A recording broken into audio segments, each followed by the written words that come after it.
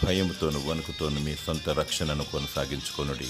ఫిలిప్పీలకు రాసిన పత్రిక 2వ అధ్యాయము 12వ వచనము. అంతం వరకు సహించువాడే రక్షింపబడును. బహు జాగ్రత్తగా ప్రతి క్షణం, ప్రతి ఘడియ, ప్రతిరోజు, ప్రతినిత్యం మనకు మనం విమర్శించుకోవాలి. తప్పులను మన బ్రతుకును సవరించుకోవాలి, సరిచేసుకోవాలి. నీవు ఇతరులను విమర్శించి పాపానికి, శాపానికి లోనవుతున్నావు.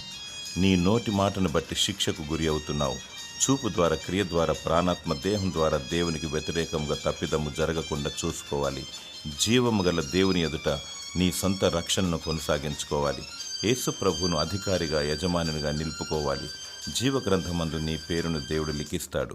రక్షణ, మారు మనసు, బాప్తిస్మము, విశ్వాస జీవితము కలిగి సిద్ధముగా ఉండుము. ప్రభు రానయున్నాడు. ఆయన రాకడ కొరకు సిద్ధపడి ఉండాలి. కన్నీళ్లతో ప్రార్థిస్తూ మెలకువగా ఉండాలి. దేవుడు నిన్ను తొట్టిల్లకుండా కాపాడునుగాక. ఆమేన్.